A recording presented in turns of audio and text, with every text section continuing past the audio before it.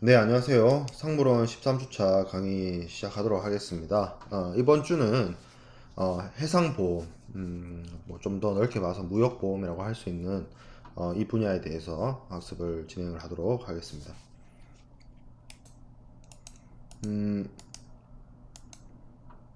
이 해상보험, 무역보험 분야는 뭐 실제로 우리가 국제 운송을 통해서 물품의 국제적 이동을 추진을 할 때 그것을 현실적으로 가능하도록 하기 위해서는 운송 도중에 발생할 수 있는 여러 가지 위험으로부터 화물이나 운송수단을 보호할 필요성이 있는 것이고, 그것을 뭐 사고를 미연에 방지하거나 발생한 사고를 일어나지 않도록 뭐 그렇게 조치할 수 있는 것은 아니나, 실제로 사고가 발생했을 때 입을 수 있는 여러 가지 손실들을 금전적으로 보험이라는 제도를 활용을 해서 어떤 위험 부담을 전가시키는 그러한 장치가 보험이 되겠습니다. 그래서 국제 무역의 발달과 함께 국제 무역이 활성화되면서 당연히 그것을 현실화하기 위한 국제 운송이 활발하게 이루어졌고, 그리고 그 국제 운송을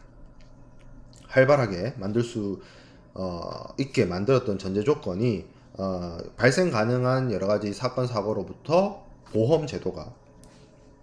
보험제도가 운송수단이나 운송화물들을 보호를 했기 때문입니다. 그런 것이 가능했기 때문에 국제무역이 가능했고, 오늘날에도 이 제도가 여전히 활용되고 있고, 국제무역에서 굉장히 중요한 하나의 일종의 종속계약으로서 해상보험이 역할을 수행을 하고 있는 겁니다. 그래서 이 해상보험 파트와 관련해서 이번 학기에, 이번 2학기죠, 가을 학기에 제가 해상보험론 수업을 진행을 하고 있는데, 뭐 아마 이 수업하고 같이 병행해서 듣는 친구도 있는 것 같고, 뭐 무역물류 전공의 경우에는 그게 다른 전공도 들을 수 있는지 모르겠네. 아마 될 겁니다. 아마 해상보험론은 어쨌든 뭐 3학년이나 4학년이 돼서 뭐 기회가 되면 여러분들도 수강을 하겠지만, 그 한 학기 동안 학습하는 내용을 뭐 한 2주 정도에 축약해서 간략한 개념 위주로 수업을 진행을 한다라고 이해하면 될 것 같습니다. 자, 해상보험은 크게 두 개로 나눠 볼 수 있습니다. 그러니까 수출입을 하는 당사자 입장에서는 그 수출 화물을 운송을 하기 위해서 운송인에게 운송 의뢰를 할 텐데, 그것을 보험에 부과하는 화물보험, 다른 말로 적하보험. 화물보험이란 말이 저는 맞다라고 생각을 하는데, 실제 많은 교과서에서는 적하보험이라는 표현을 씁니다. 그리고 여기 있는 화요일 할 때 하자보다 그냥 하하하 할 때 하자, 적화보험이라는 표현을 더 많이 쓰기도 해요. 이거는 지칭하는 물체는 같은 겁니다. 카고, 영어로 카고. 근데 한자어가 달라요. 한자어를 다른 한자를 씁니다. 적화냐 적하냐.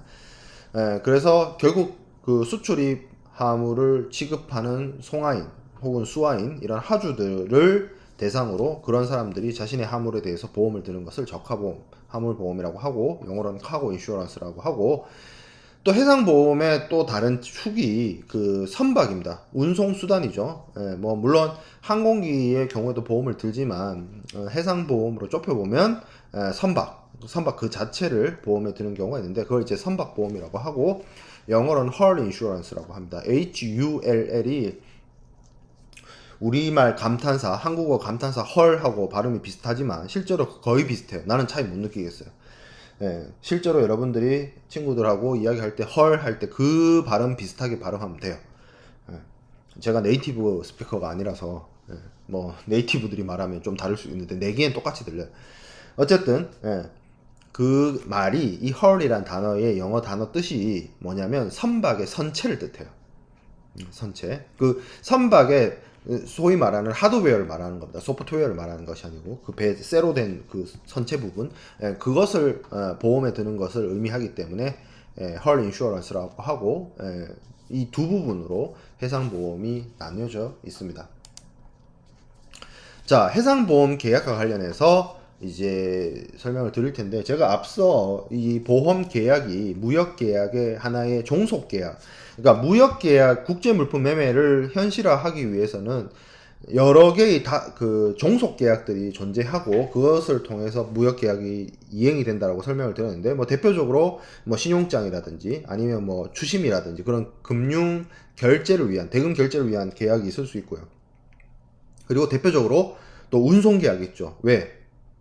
물품을 실질적으로 국외로 운반을 해서 목적지까지 운반을 해야 되기 때문에 운송 계약을 체결하고, 그리고 그러한 운송되는 물품이 발생 가능한 여러 가지 위험으로부터 화물을 안전하게 보존하고, 그리고 실제로 열실이나 손상이 발생했을 때 금전적으로 보상받기 위해서는 보험 계약을 들어야 된다는 거죠. 그래서 해상보험도 무역 계약처럼 보험 회사와 보험에 가입하려고 하는 고객 간의 보험 계약으로 진행이 됩니다. 보험회사는 보험회사, 뭐 무슨 주식, 무슨 보험회사, 뭐 이런 회사들 있죠. 이런 회사들, 물론 국제무역에서는 그런 그 주식회사 형태, 컴퍼니 형태의 보험회사보다 개인 보험업자, 그러니까 우리가 그 어떤 사업을 할 때 개인 사업자라는 걸 라는 이름을 들어본 적이 있을 거예요. 법인이 있을 수 있고 개인 사업자가 있을 수 있는데, 이게 한국에서는 사업을 하기에는 개인 사업자가 가질 수 있는 여러 가지 제한들이 많아요. 그래서 결코 한국은 그 스타트업이나 창업을 하기 좋은 나라가 아니야. 너무 뭐 할 게 많아. 특히 세금과 관련해서. 근데 이 해상보험 쪽에서 특히 영국이나 이런 쪽에는 개인 자격, 개인 사업자로서의 보험 회사들이 있습니다. 회사란 표현을 쓰기도 좀 그렇네요. 그냥 개인 보험업자, 그냥 뭐 언더라이터란 명칭을 더 많이 쓰는데 그런 사람들이 있어요. 그래서 그런 사람들을 통칭하는 명칭이 보험자입니다. 영어로 인슈어러라고 하고요. 인슈어러. 그리고 보험을 드는 고객 있죠. 보험회사랑 고객, 그 보험 계약을 체결하는 사람을 피보험자라고 하고, 그러니까 원고 피고 할 때 그 느낌이에요. 피동형 얘기를 하는 거죠. 그래서 영어 표현도 더 assured라는 표현을 씁니다. 그래서 이 해상보험 계약이라고 하는 거는 계약에 의해서 실제로 발생 가능한 해상 손해, 해상에서 입을 수 있는 손해에 대해서 보험자가 피보험자에게 보상할 것을 약속하는 그런 계약이 해상보험 계약이 되겠습니다. 이 해상 손해는 해상 사업에서 발생하게 되는데, 해상 사업이라고 하는 거는 기본적으로 선박이나 화물이 해상에서 발생 가능한 여러 가지 위험에 노출되는 경우를 해상 사업이라고 하고요. 두 번째, 화물 운임이라든지 여객 운임이라든지 수수료라든지 이윤이라든지 전도금이라든지 대출금이라든지, 그리고 이제 선비란 표현이 있는데 disbursement란 표현이 있습니다. 요거 여기 가운데, 이거는 선박을 운영하기 위해서 필요로 한 비용이라고 생각하면 됩니다. 뭐 선박 비용 이렇게 생각하면 될 것 같아요. 선박 운용 비용 정확하게는 뭐 여러 가지 기름값이나 뭐 이런 거 다 포함된다라고 생각하면 돼요. 뭐 부속품, 부장품, 소모품, 식료품 이런 것들. 그래서 이런 것들도 보험 부보의 대상이 될 수 있습니다. 왜 이게 가능하냐면 일종의 이게 투자금이라고 생각하면 돼요. 해상 사업을 하기 위한 일종의 그 투자되는 돈, 우리가 사업을 하기 위해서도 뭐 재료비, 뭐 인건비, 고정비 이런 것들이 들어가잖아요. 해외 시간에 여러분들이 배울 수 있는 내용이긴 한데, 그런 것처럼 선박을 이용해서 해상에서 사업을 하기 위해서는 이런 여러 가지 비용들이 들어가는 것이고, 그리고 특히 운임 같은 경우에도 이런 게 있어요. 그 목적지에 화물을 안전하게 전달하게 되면 운임 후불의 경우에 목적지에서 운송이 완료되고 운임을 획득할 수가 있는데, 이 해상 사업이 제대로 이루어지지 않아서 운송 도중에 사고가 난다든지 하게 되면 목적지까지 화물을 못 전달하게 될 것이고, 그렇게 되면 운임을 받을 수가 없게 되죠. 그래서 이런 부분도 보험에 들 수가 있습니다.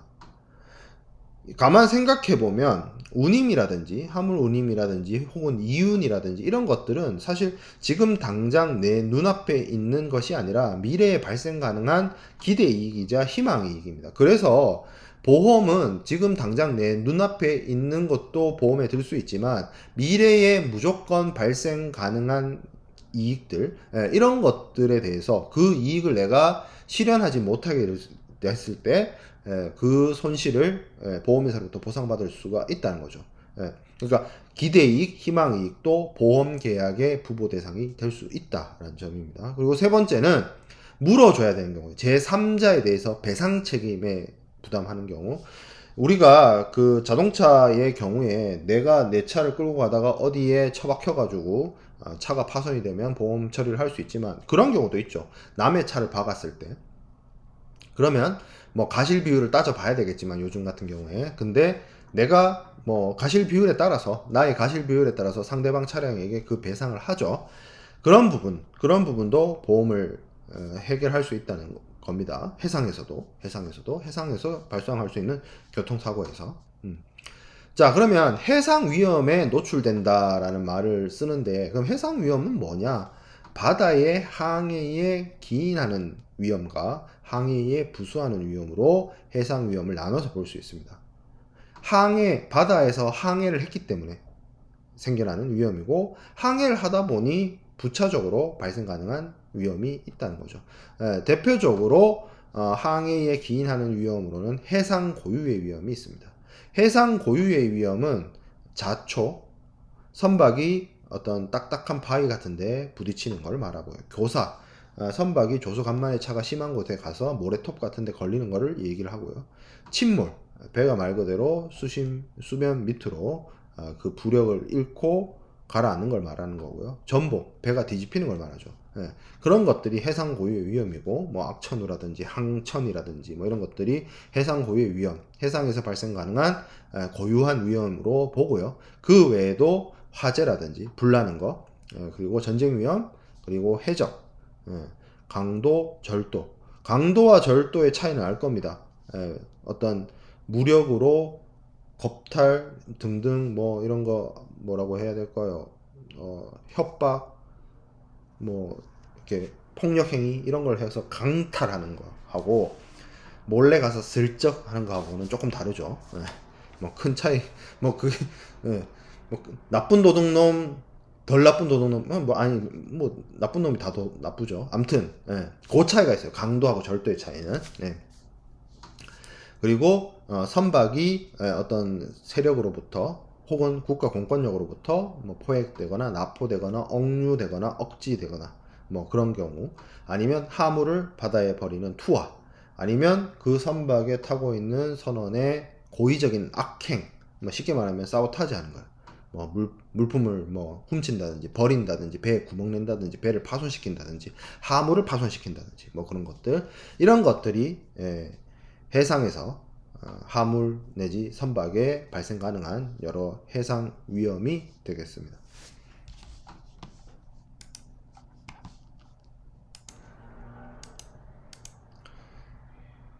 자, 그 외에도 해상보험에서 사용되어지는 여러 가지 용어들에 대해서 살펴보도록 하겠습니다.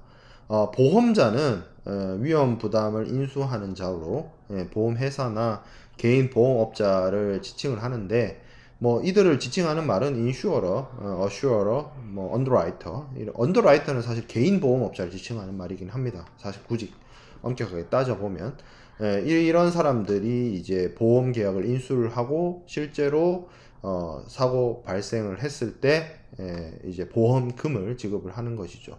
이들과 보험 계약을 체결하는 사람은 이제 피보험자, 원칙적으로 이제 피보험자, insured, assured 이런 표현을 쓰는데, 보험 계약자라는 표현도 있어요. 보험 계약자를 이제 policy holder라고 하는데, 말 그대로 보험 계약을 보험자와 체결하는 사람을 이제 보험 계약자라고 하고, 실제 사고가 발생했을 때 보험금을 타는 사람을 피보험자라고 이야기를 합니다. 이들 외에도 보험 대리상, 보험 중개인이 있습니다. 이 보험 계약자, 피보험자의 경우에는 한 사람이 동일한 사람이, 한 사람이 쉽게 말해서 보험 계약자이자 피보험자일 수도 있고, 경우에 따라서는 피보험자와 보험 계약자가 다를 수 있습니다. 우리가 이번 학기 수업에서 배웠던 인커텀스 상의 CIF나 CIP의 경우에는 매도인이 매수인을 위해서 보험 계약을 체결하죠. 그 경우에는 실제 보험 계약을 체결하는 보험 계약자는 매도인이 되고, 사고가 발생해서 그 손상된 화물에 대해서 보험금을 타는 사람은 매수인이 됩니다. 그렇게 되면 매도인이 보험 계약자, 매수인이 피보험자가 되는 거예요. 같은 사람일 수도 있고요.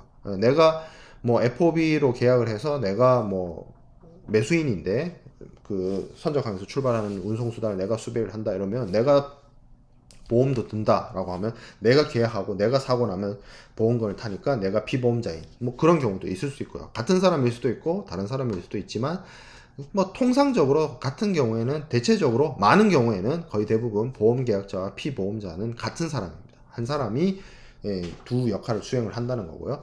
보험 대리는 에이전트라고 해요. 에이전트. 그래서 이거는 어떤 당사자로부터 역할을 위임을 받아서 그 사람을 위해서 쉽게 말해서 매니저처럼 연예인 매니저처럼 움직이는 것을 말하고, 보험 중개인은 보험 계약을 위해서 보험자와 보험 계약자 사이를 연결해 주는 사람입니다.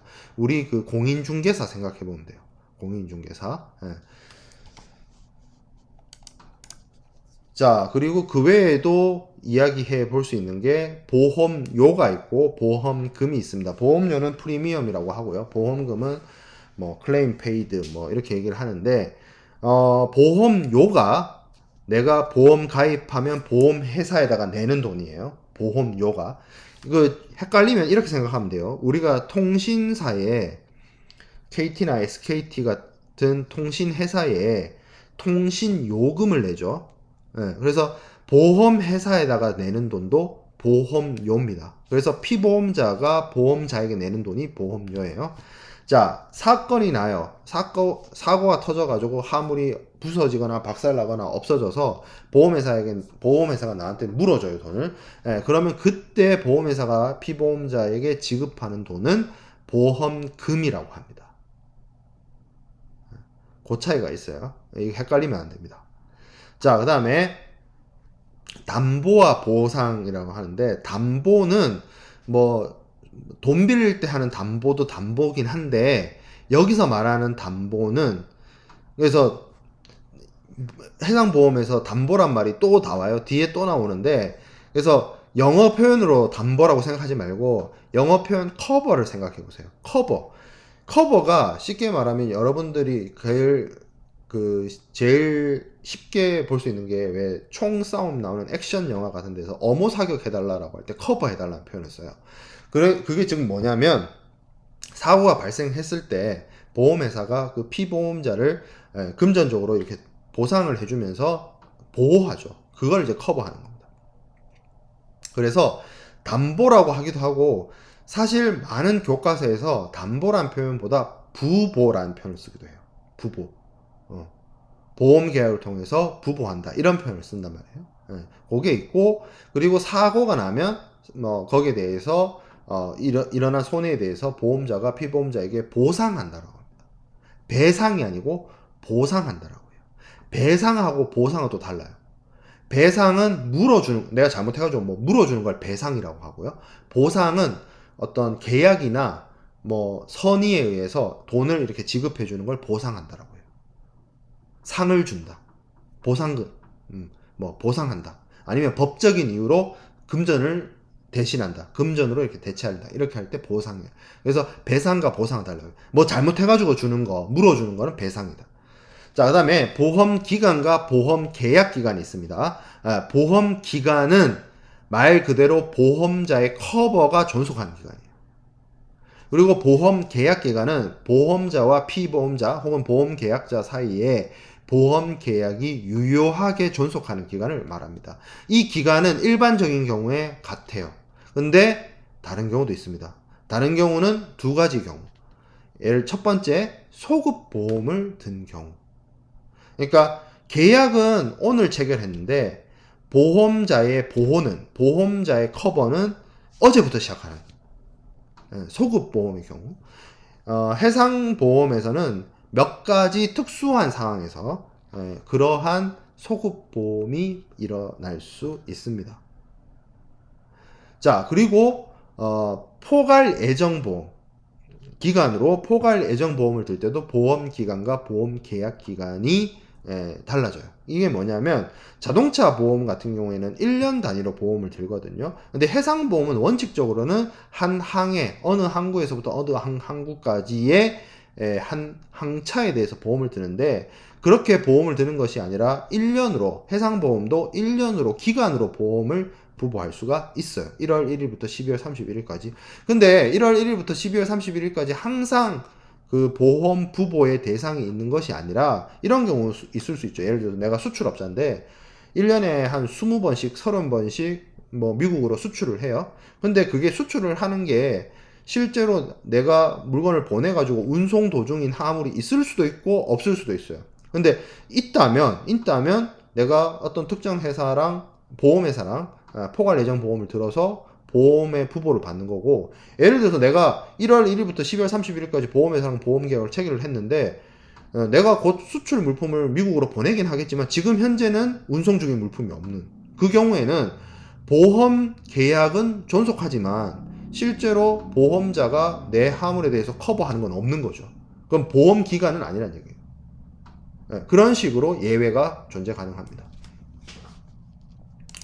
자, 그러면 앞서 우리가 보험회사나 개인 보험업자 같은 사람들을 이제 보험자라고 지칭을 했는데, 이 보험자는 뭘 해야 되느냐? 가장 중요한 게 손해가 발생하면 보상을 하는 것을 약속하는 게 보험자의 가장 중요한 의무고요.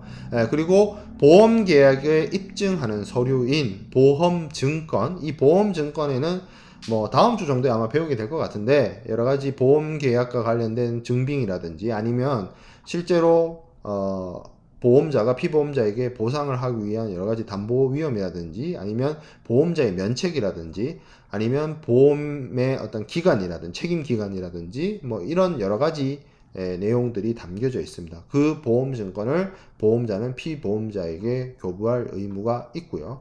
그리고 보험료 반환의 의무도 있습니다. 보험료는 앞서 제가 설명을 했던 것처럼 피보험자나 보험계약자가 보험자에게 요금처럼 내는 거예요. 근데 왜 저거를 반환할 의무가 있느냐? 보험계약이 무효이거나 보험계약이 해지가 되면 보험료를 반환할 그런 상황이 발생할 수도 있습니다. 보험계약이 무효라는 거는 보험계약을 성립시키는 원인이나 이런 것들의 성취가 실패되어서 보험계약 자체가 원래 처음부터 없던 것이 돼버린 그런 상황을 얘기를 합니다. 그걸 이제 조금 전문적인 표현으로 소급표라고 하는데, 그 소급표 상황에서는 보험계약이 처음부터 없던 일로 만들어야 되기 때문에 내가 피보험자로부터 내 입장은 보험자 입장이라고 치면 피보험자로부터 받아들인 돈이 있다면 그걸 돌려줘야 된다는 거죠. 그리고 사고 발생 전에 보험계약이 해지된 경우, 여러분들 통신사 해지한다라는 표현을 쓰죠. 통신사 해지한다. 그 말인즉슨 내가 오늘 해지했다라고 하면 오늘까지는 KT나 SKT를 쓰고 내일부터는 KT나 SKT를 쓰지 않겠다는 뜻이거든요. 통신사 해지한다는 말은. 자, 보험 계약이 해지됐다는 말도 그 뜻이에요. 내가 오늘까지는 저 보험회사랑 보험 계약이 유지되는데 내가 해지를 하는 순간 그부터 저 보험회사와 나의 관계는 끝나는 거예요. 보험의 보험의 커버를 받지 않는 겁니다. 뭐 그러면 깔끔하게 헤어지면 좋은데 이런 경우가 있을 수 있어요. 보험료를 미리 다 낸 경우. 그 경우 그걸 이제 강의 자료에는 미경과 보험료 이렇게 표현을 하고 있는데, 내가 12월 31일까지 보험료를 다 냈는데 11월 25일 날 해지를 했어요. 그럼 한 달하고 조금이 더 내가 그 부분에 대해서 보험료를 더 낸 게 되죠. 그 부분에 대해서 반환받을 수 있다라는 겁니다. 자, 그 다음에 보험금에 대한 지급 의무가 있어요. 이거는 보험금은 실제로 사고가 발생해서 멸실손상이 일어나게 되면 보험자가 피보험자에게 지급하는 보상액이라고 볼 수 있는데, 이게 사실 보험자의 의무로서 가장 중요한 부분이죠. 자, 그 다음에 보험 계약자 및 피보험자가 해야 되는 의무가 있습니다. 첫 번째는 보험료를 내야 돼요. 이게 가장 중요한 의무예요. 예. 그리고 두 번째 고지 의무가 있습니다. 고지 의무는 이런 거 생각해 볼 수 있어요. 좀 쉽게 생각을 해보면 생명보험을 든다라고 했을 때 이 수업을 듣고 있는 여러분들이 어떤 보험회사의 생명보험을 드는 거랑 제가 동일한 회사의 동일한 상품의 그 생명보험을 드는 거랑 금액의 차이가 발생할 겁니다. 아무래도 저한테 더 많이 받겠죠. 조금 냉철한 말로 제가 여러분들보다 이 수업을 듣고 있는 여러분들보다 죽을 확률이 높으니까 나이도 많고 그래서 그렇겠지 않겠어요? 그렇잖아요.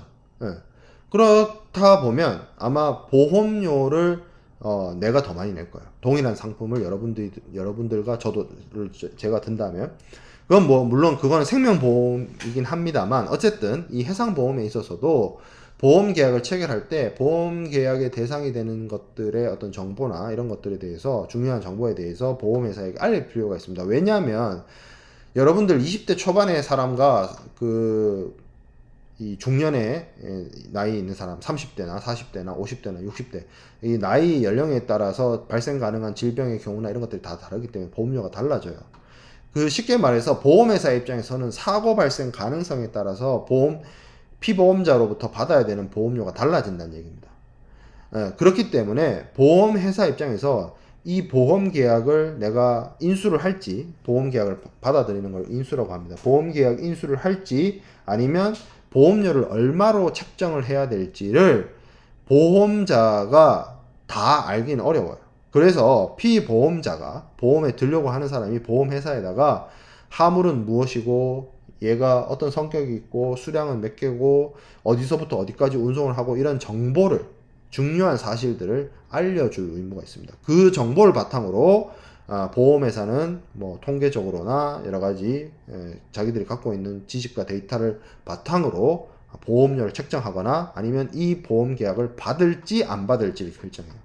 그래서 피보험자 또는 보험 계약자의 의무로서 고지 의무가 중요한 것이 이 보험 계약 체결 전에 보험자에게 보험 목적의 대상물에 대해서 중요한 정보들을 알려야 하기 때문에 예를 들어서 생명보험이라고 치면 그 사람이 담배를 피는지 술을 마시는지 뭐 기존에 앓던 질병이 있는지 뭐 그런 것들을 그 보험회사에 알려대는 것처럼 이 화물보험, 해상보험에 있어서도 혹은 선박보험에 있어서도 그 보험에 들고자 하는 화물의 성격이나 성질이나 가격이나 수량이나 이런 정보들을 충분히 보험회사에게 알려야 할 필요가 있고 그걸 바탕으로 보험회사는 보험료를 책정을 하거나 보험계약 인수 여부를 결정을 한다는 겁니다. 자, 그 다음에 통지 의무 있습니다. 보험계약자는 어떤 중요한 사항, 이 보험 목적물과 관련된 선박이나 화물과 관련된 중요한 사항이 있다라고 한다면 그걸 보험자에게 알려야 되고요.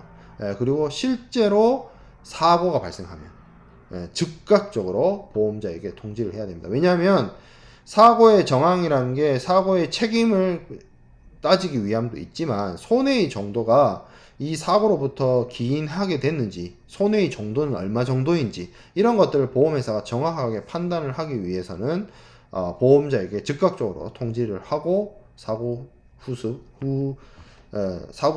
후에 여러 가지 행위들이 이루어져야 된다는 점.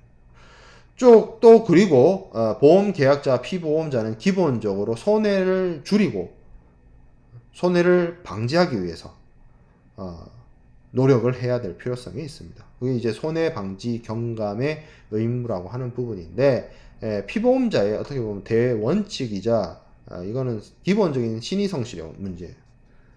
그래서 피보험자는 보험에 들었다고 해서 자기 화물이나 선박에 대해서 뭐 불이 나든 말든 강 건너 불구경 하듯이 할 것이 아니라 불이 나면 불을 끄고 불 안 나게 인화물 관리 잘 하고 이런 합리적인 조치들을 해야 할 필요가 있다는 점입니다.